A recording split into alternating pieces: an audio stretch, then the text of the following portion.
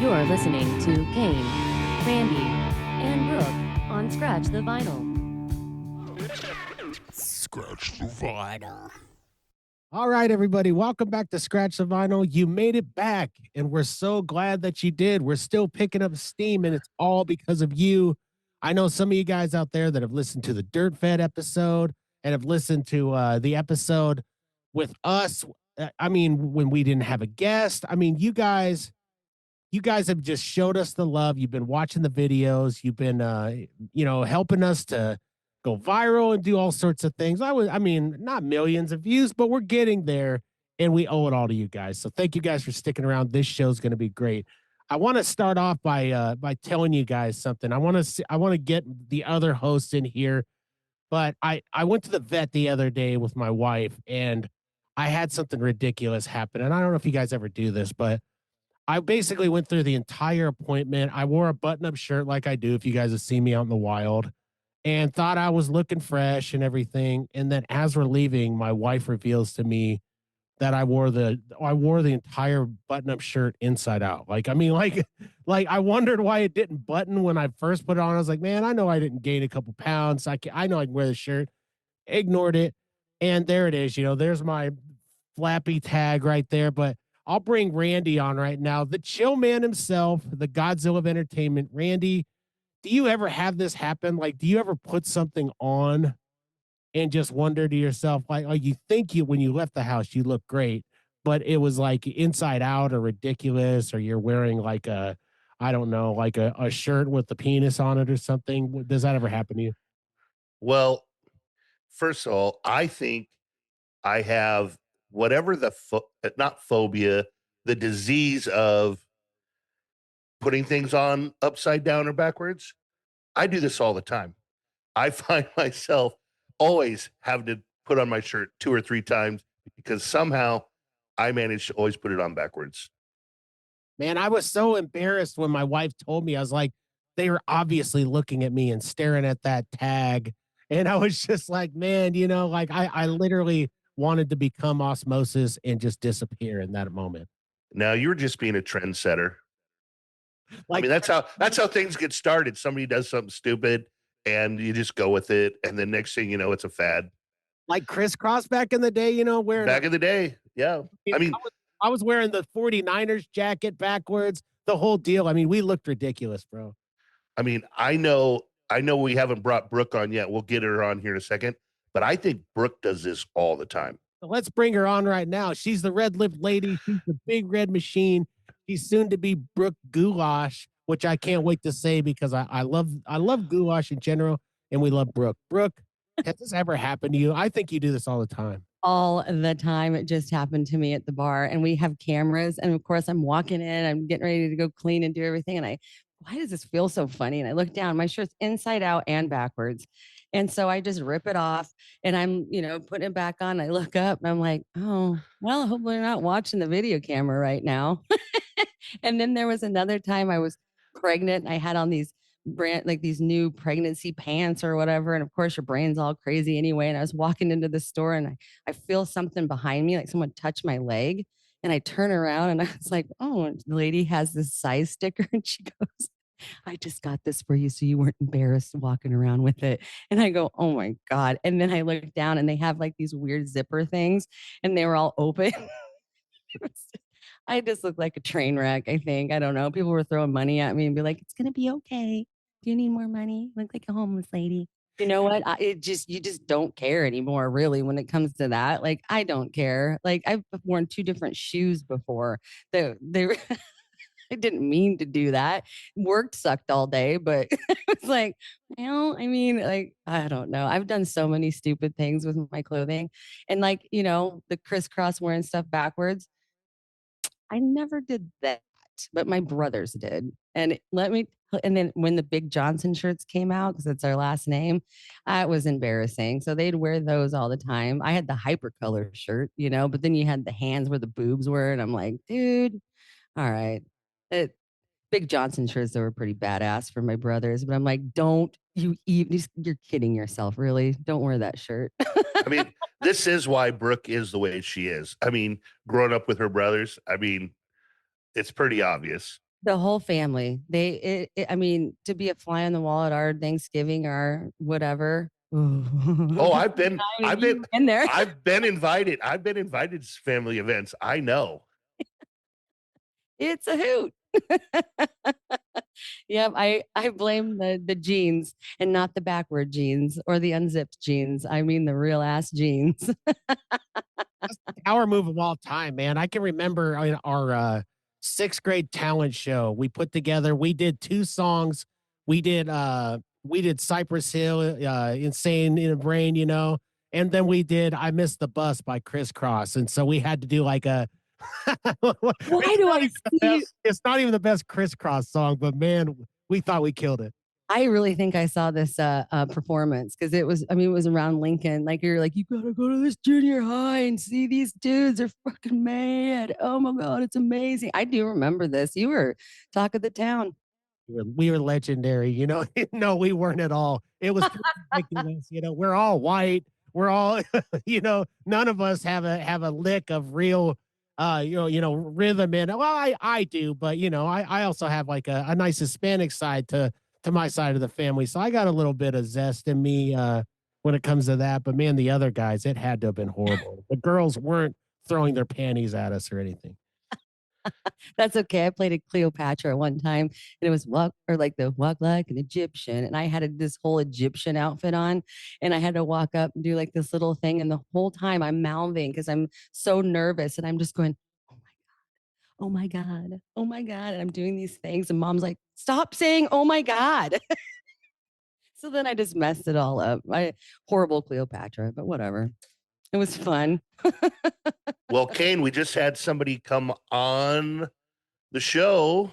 You want to tell us who we got on the show today? Yes, I'm excited about this. Well, I say this about all guests, but I mean this. You know what I mean? Like, I'm excited to talk to everybody that we have a chance to. We're so lucky to be able to connect with the Nebraska music scene and really just the music scene in general. People all over, and this is going to be no different. He is a producer. He's a hip hop artist. I think he's from the Omaha area, if I remember right. And he also sells insurance, which I find to be so fascinating because it's like, how do you go from being an insurance guy by day to a hip hop mogul by night? So we're gonna bring him on right now. We've got Justin Powell, Flames, up in here. Justin, how are you doing? Oh, I am beautiful. I'm beautiful, man. And enjoying the semi-decent weather because this is nice for me for August. I think of it's right around my oldest kid's birthday, and I think it was last year, the year before last. We went to Kansas City around the same time to take her to Worlds of Fun, and it was so hot there that they shut the park down early. Yeah. Like I think they closed everything down at like 4 o'clock because it was like I don't know 110 outside. So anything that's not that makes me happy. But otherwise, I'm just here and happy to be here. And I love that backdrop of yours. I'm glad you unblurred it because you know what I mean? I want to see what people were working with, especially knowing that you're a producer. I wanted to see that studio and it definitely delivered. I mean, it's awesome, man. You've got some classic records behind you. You've got some great pictures. I see Too Short hollering at me from from just behind. I love it, man. Yeah, man. It's like a mural of like, I don't know, all my influences in a way. So like, and I don't know, just a little bit of everything, you know, because I want to get in this space. I want it to be creative from the moment I sit down. But I blur it out because my insurance clients may not be as inclined to want to talk about Too Short. Though I did just the other day, work with a client I met over the phone out from Vallejo, California. And she was just shocked that I knew how to say Vallejo, I knew how to spell it, all these things. And I'm like, in my mind, I'm thinking, well, I grew up on E40. Yeah. So Yeah. that is it's been ingrained in me since the 90s. But you know, I'm trying to be professional, so I don't want to mention that. But we get to talk about where I'm from and all these things. And I mentioned that, you know, I'm from Omaha. We got like Bud Crawford and Huskers and all these things. And she's like, well, you know, we got E40. And I'm like, that just opened up like a whole other door conversation. But it probably was one of the longest calls I think I've ever been on for work. Me and this lady talked about 3 hours.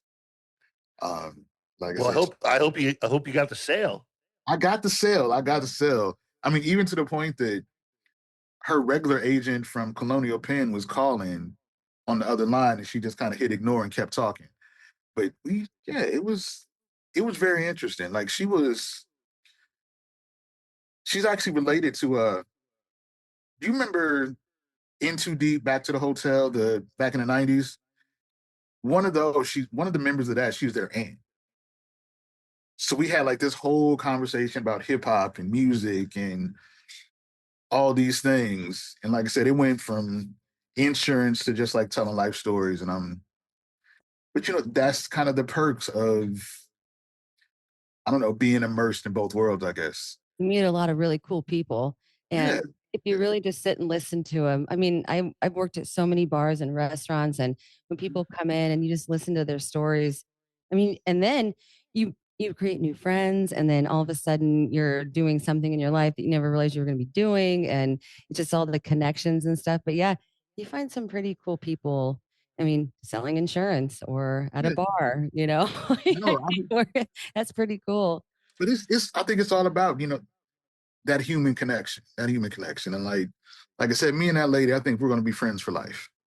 It's one of those things because I'm a big Prince fan. Like he was like, my hero amongst heroes. And as I was talking to this lady, we were just talking about music and concerts and all these things. And she's like, and I hadn't told her any of this yet, but she's like, I'm such a nerd. You want to know what my first concert was? And I'm like, yeah, what?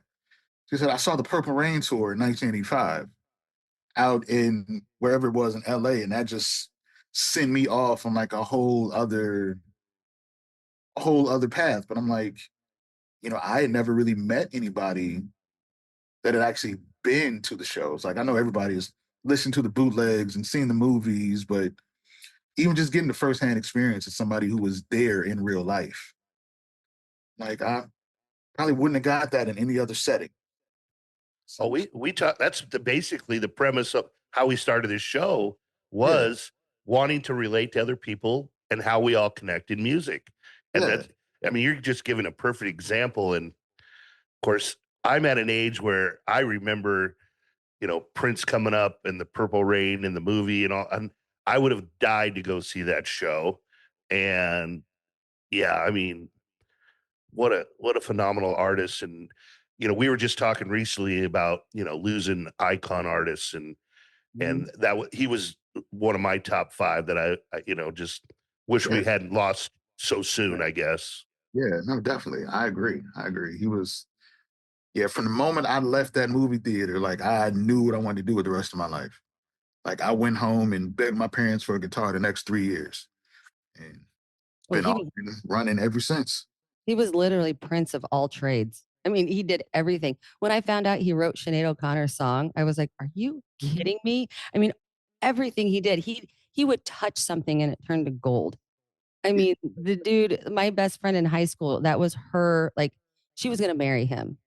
Yeah, And like, like yeah, yeah. yeah, Oh he yeah, Prince could play like 17 instruments. I mean, he was a perfectionist. Oh yeah, oh yeah. Like I've been, like I said, since that day, I've been like a super fan. And like I've been to Paisley Park a few times. Like I saw him a few times there when he was alive. I've been there a few times since. It's turned into a museum. And I think just being in the room with all that kind of stuff, is amazing. When it's close enough that you can reach out and touch a guitar. And, it's like one of the iconic ones that like the Purple Rain guitar example, like it's there on display and you're not supposed to play it, but you can reach out and touch it. And, there's just a realness to it. As a guitar player, I had no idea that Prince was such a shredder, right? Like he could literally shred on guitar.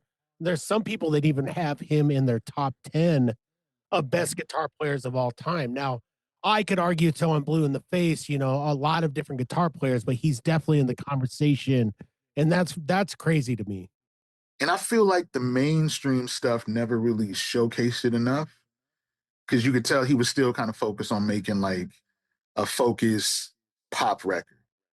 You know, like he knew how to get the sales and be an artist. But once you start going to shows and listening to like bootlegs and rehearsals and stuff like that, it really, that's kind of where he really let loose. Like he would, you know, do the stadium show for, you know, all the people that just knew the songs on the radio, but it's those rehearsals, it's those after shows and things like that that he would really just let loose and play.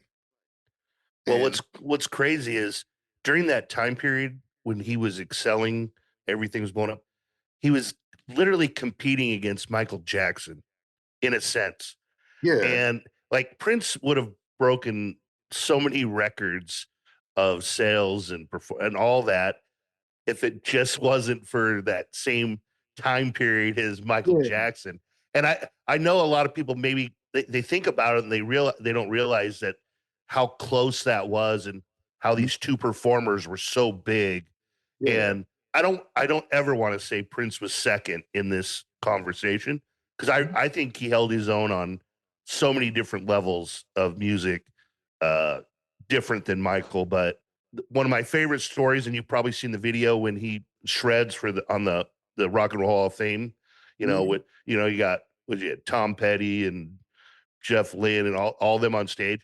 Well, the story goes they were doing a kind of a practice for that of the mhm, week leading up, and there had been this whole conversation of the top 100 guitarists of all time, and Prince isn't even mentioned, yeah, and he took it personally, and so they didn't even know he was going to do that, and yeah.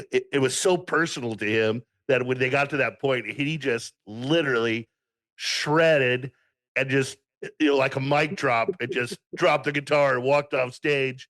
You know, for those of us that was Yeah, listening, that was just a Tuesday. right. I mean, it's The way so he was able long to time share with coming. the Yeah. world, yeah. No, I love that story though.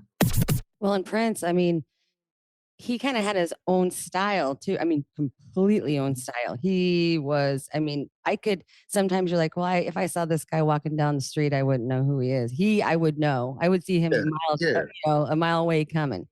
And right. he had his own thing. So like I was kind of reading some of your bio, reading some of your stuff, and I love how you said or how you explained it that you're more of a Miles Davis than a Lil Wayne.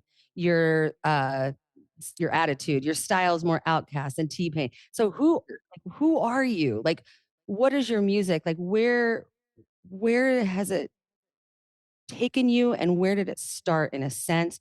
But tell me more about the Miles Davis Outcast like I attitude think and style. a lot of that comes from the Prince influence because I got into him so young when I was like actually starting to develop an idea of wanting to be a musician of some nature. Um, and it always stood out to me that he was like such an individual. You know, you can never lump him in with anybody else. You can see people that imitated him, but you didn't see like a lot of people that he was trying to be a copy of. And that I think more than the music sometimes is what resonated with me the most. Cause, you know, like I said, I was a semi odd kid. I've had this bug, this passion for music, you know, since as far back as I can remember. I can listen to my parents tell stories and it was that, you know, kind of thing. It was always something there, but like I've never been one of those people, I don't know, that wanted to look like anybody else. Never wanted to, I don't know, be trendy, probably before they were calling it trendy, but like I never wanted to do that. You know, so I'm like, how can I be good at what I do and then still stand out? And that's just always kind of been my thing. And I'm also more of a more of a thinker. Like I put a lot of thought into the words, into the things that I do. And I feel like sometimes, especially nowadays, you get a lot of people that just do stuff to do stuff. And like everything I've done has always been personal and intentional, I think is the word I'm looking for. Um, and those are just the kind of artists that spoke to me. Like, you know, Miles Davis had so many different experimental periods, you know, where you knew that this album was probably not going to sound like the next album. and you just kind of had to ride with that in that moment and be prepared for whatever came after that. And like, I love that kind of journey. Like I hate, you know, I don't know, saying like I hate normalcy is a weird thing, but like people that just keep doing, the same thing over and over again. So like I like people who experiment and do different things, and I wanted to be one of those people myself. Well, wouldn't you agree though? Like if your uniqueness, your talents, that's what gets people to um, flock to you and see you and want to see it instead of doing the same thing someone else is doing. I Yeah, agree. Having your own style, and but to be able to like kind of convince people like, well, I'm more this way than this way, kind of get in here, but then you have your own. And I yeah, love that about artists. And usually those are the people that make it. They make it, even if it's within their community, whether it's worldly, but it's those unique people and the people that listen, the people that want to learn more about other people. I always say if you're a CEO or a boss, you hire people and you're around people that are smarter and better than you. So mhm, you learn more and you get to do more. And I yeah, think Prince did that for a lot of people. I mean, all the songs he wrote for people, they didn't mhm, change who they were. They right, just amplified what he did within themselves and he let them do that. And I think that's, mhm, kind of what you're saying too with yourself is that he was a great inspiration, but that is what you're doing is being yourself and doing what you want to do. And you're more of a Miles Davis than this, and you're more, but that's who you are. And to get to know you, that's pretty cool. Even when we were talking before we started the show, I'm like, yeah, this guy, he's a thinker. Like he knows what he's doing. He's not just gonna jump out and do some shit. yeah. And yeah, mad respect. I really resonated with some songs that you have done. Like when I listen to uh your catalog, so to speak, of songs, what I get from you is that it's really meaningful stuff. Like I can tell that you're a deep thinker. I can tell that you're somebody who really puts the effort in. You don't just say F this, kill that. You know what I mean? You have a purpose. And I love that about lyricists in general. But there was a song in particular, maybe you could talk to us about it. You did a song called My Tears Could Fill a Bucket. Could you tell us a little bit more about that? Because that one really socked me right in the gut. I mean, that one really got me. Tell me about your process with that song. That was like actually the opening song on my newest project. Um, and a lot of it was just, you know, pretty much everything on that album was just me processing life. I had this period in time, I'm gonna say, yeah, there was like a 3, 4 year period where just life went haywire for me. I lost my mom in 2019. I lost my dad in 2022. And in between that, you had COVID and life changed, like not just for me personally, but like for the world. And this was really just me taking a deep dive into myself and trying to figure out a way to get out of this funk. Because like I said, my mom died in 2019, and that left me, completely gutted. And normally the way I've always dealt with grief is I will just throw myself into work. I will throw myself into habits, things like nothing really negative, but just things to keep my mind from having to focus and having to process and having to deal. But she died in the 2019. And then we rolled right into COVID. And then I no longer have the distractions. Suddenly we're working from home. Suddenly, we get furloughed from that. So then I'm like alone with the weight of the world. And so for me, it was just, and I did let it get to me. I went through a nice period of depression, which I mean, I've given the circumstances is normal. But for me, it wasn't so much a normal thing because, like I said, I would always throw that energy elsewhere. And I, for the first time, didn't have a place to go. So I had to deal with it. Um, but then whenever I do stuff, like I look for ways to at least make it interesting. like the way I tell the story. Like I don't want it to just be like, oh, fuck the world, I hate everything.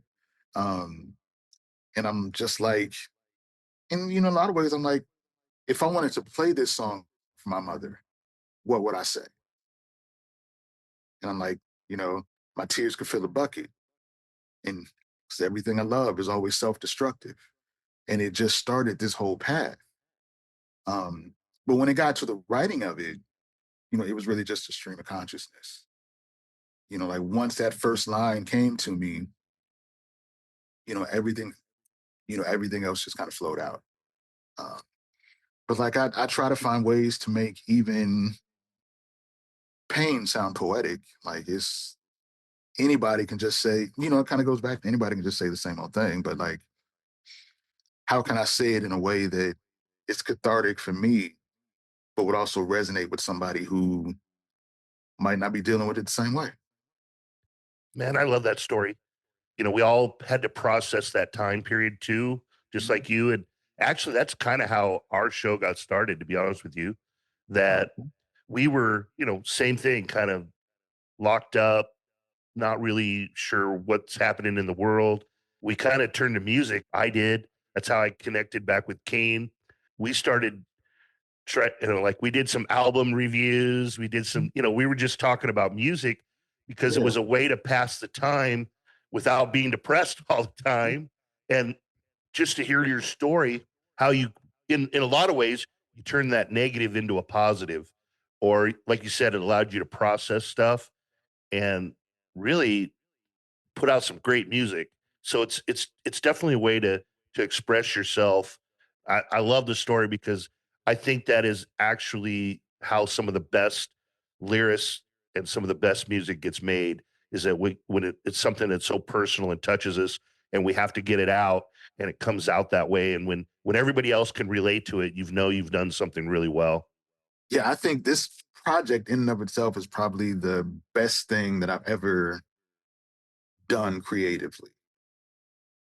Like in yeah, because like I got to do a lot of things I had always wanted to do but had never done before. Like I use because all the instrumentation on it is like live. Like I use live horn players. I got on Fiverr and found like a string quartet in Romania. So like there's certain songs like voicemail and fallen and all these things, but I've actually, connected with like a real live string quartet. And we were doing these things over Zoom through Fiverr and all these other things. And it was like, it was just cool. Like I was down here working with horn players and putting all these things into play. And like I said, a lot of it was really the record itself is kind of like a tribute to my parents. So like every piece of it kind of tells a story, and I lean more towards the sounds that we kind of grew up on, like the things that like my dad was a big R&B and jazz person, so I wanted to make sure that I got, the horns and the things in there. And my mom was really into, kind of the same thing. So I wanted to put those elements into the backdrop as I told these personal stories. And like the whole thing is kind of not really kind of, the whole thing is just like, a tribute to them and kind of the story about my path to self-discovery. Because I kind of got to that point that once I got to talking about these things, it felt good to get them out, so then the songs just kept coming. Uh, but like I said, I got to step back and do things that, like, I wanted to work with horn players and stuff like that since I was like 16. It just never really had the opportunity or the project for it, and I'm like, this time I'm just doing what I want to do. Attempts for anything other than just to do the stuff that felt right. And then I sat on it for like another year and a half because then I was afraid to put it out because it was like so, I felt like it was such a vulnerable record, and I'm like, do I really want to let people in that close? It's like some of these things I need to hold close to the chest just because. But then I started to let people hear it, friends and random people, and they were, telling me how much it meant to them and how, impactful some of these things were. And a friend of mine just kind of told me like it would be a crime against music to not release it.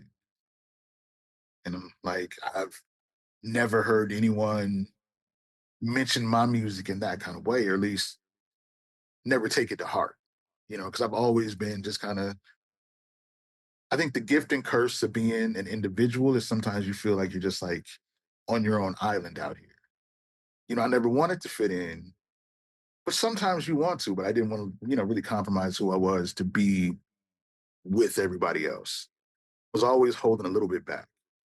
And this was kind of the first time I was just like, whatever's going to happen is going to happen. People responded to it. I'm like, okay, maybe, maybe I shouldn't have sat on it so long. But, I also felt like I needed the experiences that I went through to make something with the weight that it has. All right. This is a great time to go ahead and do the local roundup, talk about all the great things happening. There's so much happening in this town and really this state and everywhere that surrounds this show. So I can't wait to share it with you guys. We'll go ahead and run that Elegant Sasquatch ad. And then later on at the end of the show, we will go ahead and we will talk about all of those amazing sponsors that keep this show going. So stay tuned in. Do not, I repeat, do not fast forward through this. You're not going to want to miss this. Dude, last night was a rager. I literally don't remember anything. What happened and why do our beards smell so bad? It all started when a Sasquatch came out of the woods.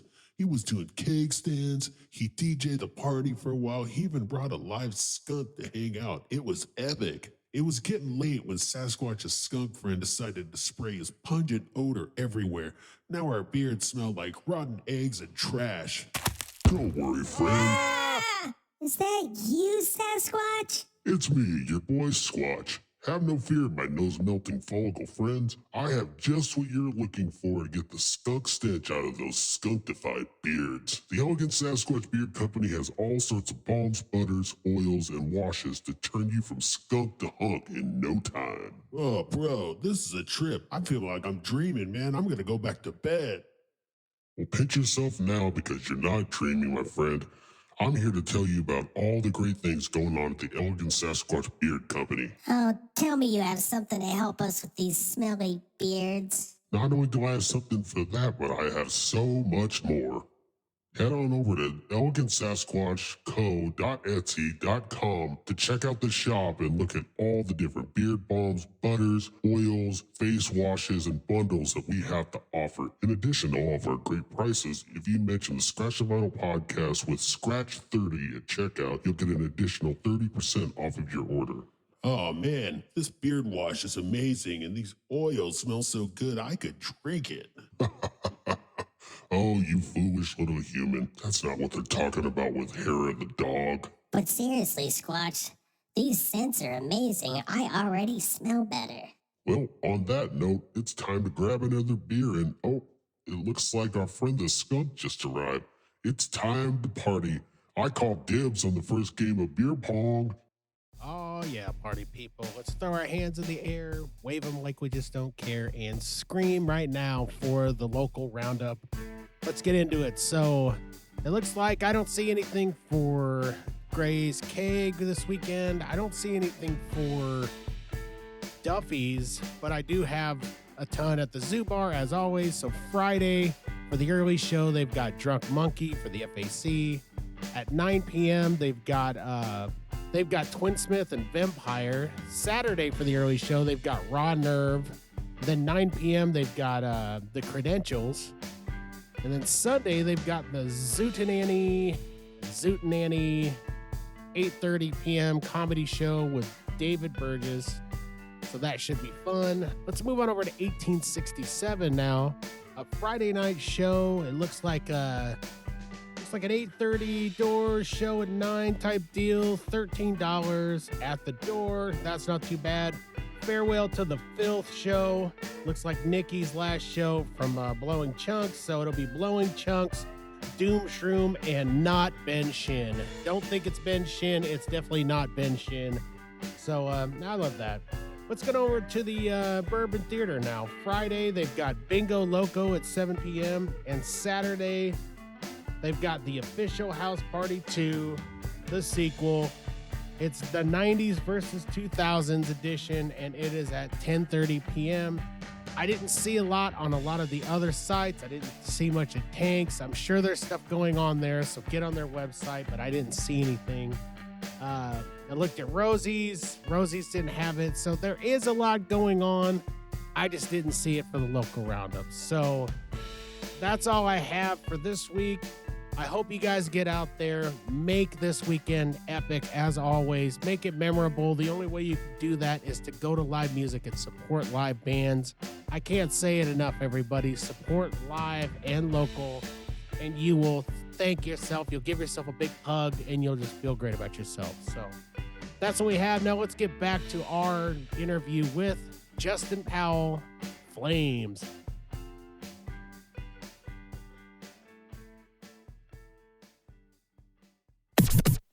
Man, I feel like I connect with you as an artist big time, man. Like it really does feel like I can feel everything that you're saying. I can feel it through your music.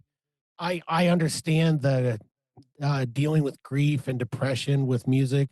I mean, for me, if I sit idle for more than say a half hour, I go Mhm. completely nuts, and that's just my mental makeup. You know, I've Yeah. kind of got the sad clown syndrome in a way, you know what I mean? Like Mhm. I might laugh and everything on the outside, but a lot of times I, the sad clown thing, they're sitting at Yeah. home. And so I get it, man. And it's just like, I don't know, excuse me. Something about what everything that you just said just really, really hit me hard, man. Cause I like almost 6 years ago now, it's been that, I almost died of my heart issues. And I was in really bad shape. The only thing that got me through my grief was to through all that and sitting around and thinking about, oh my God, I'm gonna die, is I've got to get better so that I can get the music out that I want to get out. And so I put out 2 demo albums, and they are demo quality. The production is as good as I could do. I didn't have a studio. I learned on my own. But man, I puked out every single lyric and thought and really put in a lot of effort into, if you ever wanted to get to know me, listen to those 2 albums on YouTube. You know what I mean? I'm not looking for a push. I'm saying if you ever, my kids, if you're listening someday, if you want to hear my thoughts, and I think it's just like you too with your music, especially like I mentioned that song, but so much more is, man, that whole album that you have, it's your thoughts, man. It's how you really feel, and it just comes across so great, man. Thank you, man. Like that. Like once I realized I was making a record, that was kind of what I wanted for it because the whole thing started is after my dad passed away. There's a song in there called Voicemails.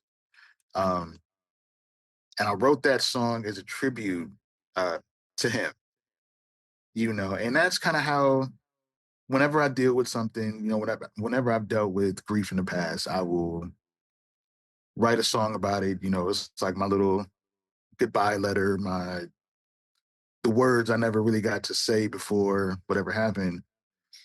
But that was just supposed to be it. I was going to make this one song, to kind of clear my mind of it all, and it just wouldn't stop. Like one song turned into two, two songs turned into three, and next thing you know, I'm like 10 songs deep. But so, like I said, none of it was really intentional except for that one song. Um, but I think I hadn't really in earnest worked on a project in years at that point, because like I said, I got older. I'm 47 now, but I'm like, once I started hitting, 41, 42, I'm like, does anybody even want to hear what a 40-plus-year-old rapper has to say? And I think there's that stigma that comes with being an older statesman in hip hop because everyone says it's a young man's game, but I feel like there's wisdom that comes with being older, and there's older people who want to hear something that relates to them versus, just the other stuff that's out there. But, I kind of wrestled with that a little bit about putting stuff out and being an artist still. Like I knew I'd still make music, but maybe just as a producer or whatever. So yeah, when I sat down, I was only going to do this one song. And it was like, I want to say my father passed away on October 9th. And maybe by October 15th, I had written and recorded everything on voicemails. So I was just like, okay, that's where it is. But then, like I said, I just realized that I had a lot more to say, and it just kept coming. I'm like, well, maybe there's an album left still, and that's where it is. Like it's in a weird way. It's kind of weird to say, but like this is also probably the most fun I've ever had making a project. Um, which I always thought was weird just because it came at such a dark period, but again, it goes back to I got to do like once I decided it was a tribute to my parents, once I decided it was in a lot of ways me connecting with 16-year-old me. Like, what is the record 16-year-old Justin would make with 45-year-old Flames experience? So I took that perspective and, kind of put the whole thing together. Man, So I got to tell you, everything you're saying is hitting home so hard right now. Like I, like I think a lot of us that get into music and writing or performing and stuff go through somewhat of a process you're talking about, but yeah. you're you're talking about it so raw. That's how we feel. It's raw to us when we're touching on those feelings Mhm. or writing those words that mean something to us. You Not everybody has to get it. Like, you know what I'm saying? Like we put out what we are thinking in our heads, and it's a story to ourselves or whatever, and it's up to everybody else to interpret it their way. But I everything you just said, like I could go off in 1,000 ways with what you just said. It just so much stuff came into my mind just listening to your story. And so I guess really, where instead of talking about all that, I really want to know, then, when did you start performing like live stuff with your new album and all that? How long did it take you to do that? I've been putting together bits and pieces. Like I've done a few shows here and there, not as many as I want to. My whole idea was I really wanted to perform it with a band. Um, but I also realized that putting together a band is a lot more work than it used to be because now you got, kids and schedules and everybody who's good is already playing with somebody, so there's like all these things that hasn't quite got it where I want to be. Like I can go and I can perform the backing tracks. I can do, which is what I've done. Um, but I feel like it doesn't have the same impact, like because in my head I got this tiny desk style vision of how this album should be performed. Um, so doing anything other than that feels like I'm doing a disservice to the material itself.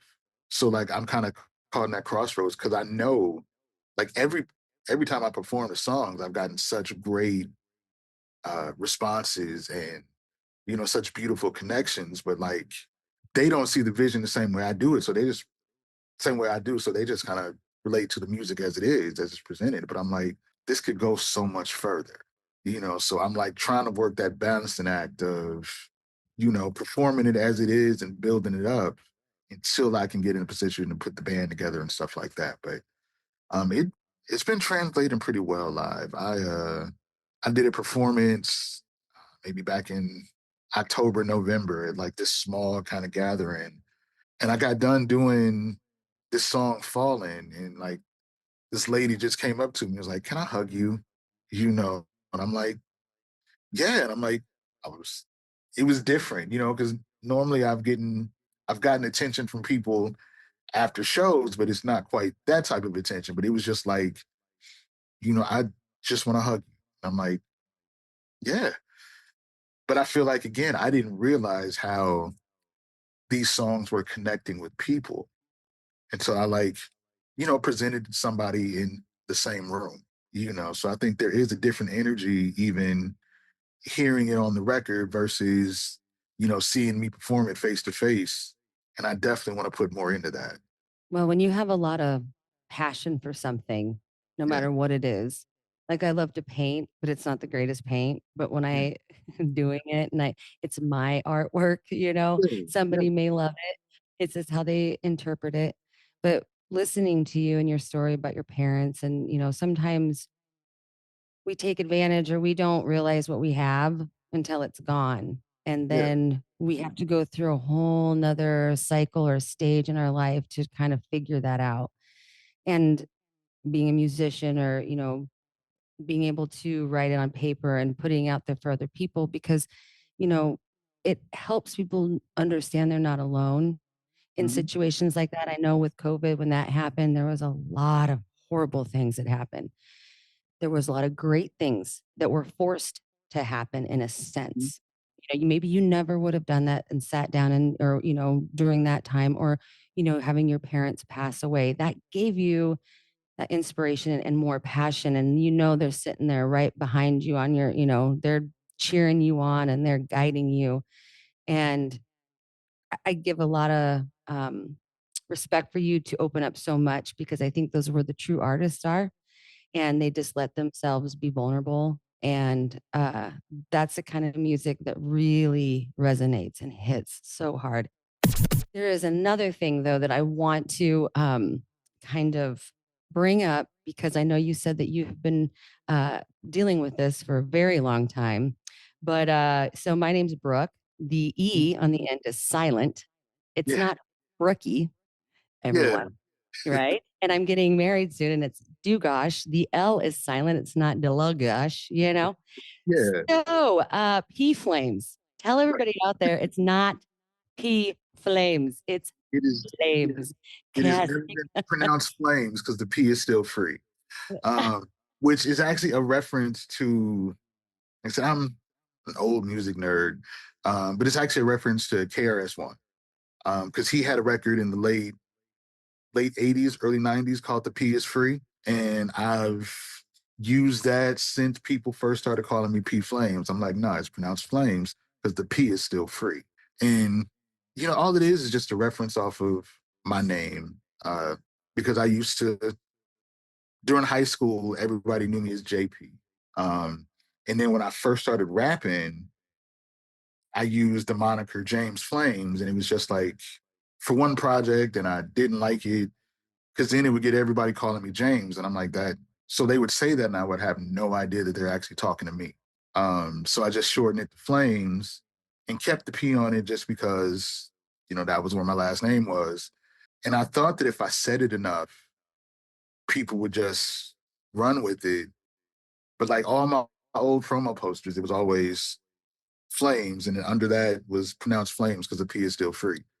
But it's a great conversation piece. It is. And people have to kind of get the idea of it, though, too. Like you explain it all, and it's great conversation. They need like some kind of tilde, or is there like is it like something in English language that you can put on a, you know, a letter and say, instead of just writing silent, you know, Right, instead of having to explain it all. right. So, but okay. So now that we got that under, like everyone listen up. It's not P Flames. P is free. It's just Flames. So we go and look you up to go, like you got to have like so many different platforms, or where can we find you? When is some shows, or is something that you're going to be doing, or is there something that like I know you do a lot of other things that we can get a hold of you for, just to, you know, if we want you to sing somewhere, if you want us to produce something, or maybe I need some Yeah, insurance, I don't know. yeah, Don't tell my yeah. husband, no. But yeah, let us know about like what's coming up, and where we can get a hold of you. Yeah, I am. You know, I'm everywhere. TikTok, Facebook, Instagram, and it's all P Flames. Um, Flames.com is probably the best place to find everything. You'll get all my social media, you'll get all, you know, like my emails, you'll get everything, links to my Spotify, all these things. They're all in that same platform. And that's just pflames.com. And that's where you can pretty much find everything. I try to keep it simple so people ain't got to search a whole lot. You know, give them one link, they can find everything from there. I am in the process of putting the finishing touches of putting this album, The Joy Algorithm, on streaming services. So far, it's only been available on Bandcamp. Well, if you ever need anything, scratch the vinyl, man. We'll promote. We will put stuff on our pages. We will put it everywhere, absolutely everywhere, because we have mad respect for you, and you are a great artist. And I know that we have a lot of inspirational people, but man, you're one of the top there for me, and we appreciate it a lot. And I know that um we could be talking for hours, but the time just goes by so fast. And I know, Randy. I mean, what do you think, man? This is insanely cool. Listen, I was going to say the same thing. Like, there's times we just don't realize just how quickly this goes, and I think it was because we really connected to your story, man. And I want to say this: we, me and Brooke specifically, and me and Cain did this show about energy and power. I'm telling you right now, I know what your energy is, and it's healing. I'm going to tell you that right now. You carry off a healing energy power, and man, I feel so impressed that we got a chance to sit down and have this brief time with you. I hope we get to do it again, because I think we probably barely scratched the surface on a lot of stuff, but we'd like to follow along with what you're doing with your new music. And definitely anytime we could get you down, I'd love to get you down here to Lincoln and perform. So if we ever get that opportunity, I'd love to work with you on that. Okay. And man, so much appreciate your time today coming on the show. You might have to change your name to Healing Flame. Hell yeah. That could just be a new idea for a new album. I'm just gonna throw that out there. But dude, you really give that off, and I connect with people's energy all the time. And so I have been I've gotten that feeling just talking to you, that, man, I don't know if you know this, but you probably deep down don't realize you have a healing energy for other people, and this is your way of giving it to everyone else. Thank you. Like I feel like I've heard more since I've kind of, done these things with this project and stuff like that. But I think a lot of it is, in a lot of ways, I'm finally listening and accepting what people say. Like I'm, kind of like you were saying earlier, kind of sad clown syndrome. I don't normally take compliments to heart. I don't really know how to accept them. I don't know how to, like, oh, I'm gonna laugh it off and move on to something else. But the older I get, the more I get in touch with myself, so to speak, the easier it is to, like, actually hear those things and accept it for what it is. Like, I think I didn't know how to process certain bits of information, and I think that just comes with growing up and actually trying to heal myself. Yeah, you found yourself.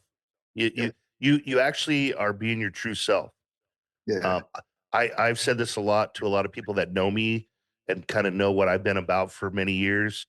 And there was a time period in my life too that I didn't kind of like who I was becoming, or it was just because I was in these situations, and it took me a while to figure out who I really wanted to be. Yeah. And when I finally kind of had that freedom to go, look, I just got to be myself, and I'm okay with just being myself. Yeah. And I feel that for you coming out of your music. Like, this is what the power of music does. It allows us to express ourselves in ways that's authentic to us. And your story is a perfect example of that. And you know what? Can I just add something? 2 tears in a bucket, fuck it. Right? There we go. That's another one. That's Mama Johnson. That's Mama Johnson coming out. It is. You know what? Let's just come together. Let's just have fun. You know what? And not that you need permission, but you were amazing. And we appreciate you being on our show. And I hope to God we get to have you again. I might just call you like when your insurance ladies be like, could you give me some advice? You know what I mean? Like I just need you to talk to me, and I'll feel better about myself. Like, I'm gonna go to work today and just be like, what? I can do anything. 2 tears. Let's do it. Oh, you're crying I love again. it. I love it. And that's what I do it for. Like, I love that kind of, I love making people feel something, like, usually it's good. So like I like that. I like that. Well, you're good at it, and we need more of you. And I wish we had more time. I literally wish we had more time. I just want to keep going and going and going and going. And I know Cain, he's biting at the bit. He wants to say Yep. something. I know he does. And but Cain, we wrap us up. need you. Wrap Let's us up, it Cain. Do your thing. Oh, you know, I thought I'm just having such a great time with this. I am sad that it's coming to an end, but I know that we'll have you on again. Thank you so much for being on the show. In solidarity with you, we're all going to now add the P to our name. So from now on, I'm going to be P Cain. I don't want anyone else to say anything else. So he's still Flames. I'm P Cain, and we had a great show with this artist. And once again, Scratch the Vinyl holics out there, we know that you guys are listening. We know that we once again proved to you that Nebraska is a stockpile of the best in music, and this was no different. So thank you for being on the show. And for the rest of you out there, the millions and millions listening at home, we'll catch you on the flip side next week here on Scratch the Vinyl. Man, what a show, everybody. It was action-packed. It was epic. Justin was an amazing guest. Flames, forget the P, everybody. The P is silent. So we want to talk about our sponsors quickly here. Thank them for making the show go. We have Roots Music Shop. Everything's better with a guitar. Everything's better with an instrument. Go there. There's so much to offer at that place. I can't even say it enough. Go to Roots Music Shop. Sliding tattoo. Get those tramp stamps. Get those tribal tattoos like I unfortunately have on some of my arms. You know, I thought I was going to fill my arm out. Well, now I can go there and get it fixed. So it is what it is. I wear it as a badge of honor. Backtrack Records. I still challenge you all to go there and buy up those records before I do. I promise you, I'm trying my best, but I need your help. So go to Backtrack Records. Also, we have Lil Bill's Barbecue. You can find them on Marketplace exclusively. Get a hold of them and get the best barbecue sauces. They have all the flavors. They have everything. I've been literally drinking it. I even soaked my eyes in it, and I have X-ray vision now, like Superman. So yeah, watch out. Tell your moms to try to cover up with something, because I can see right through it, and it's awesome. So Lil Bill's Barbecue. And then last but not least, we have, drumroll please, American Senior Benefits. Ask for the man with the plan, Jason, oh my gosh, Jason Dugash. He will set you up with a great plan. That's all we have for this week, everybody. Tune in every Freaky Friday at 12 a.m. And we will catch you guys again next week here on Scratch the Vinyl.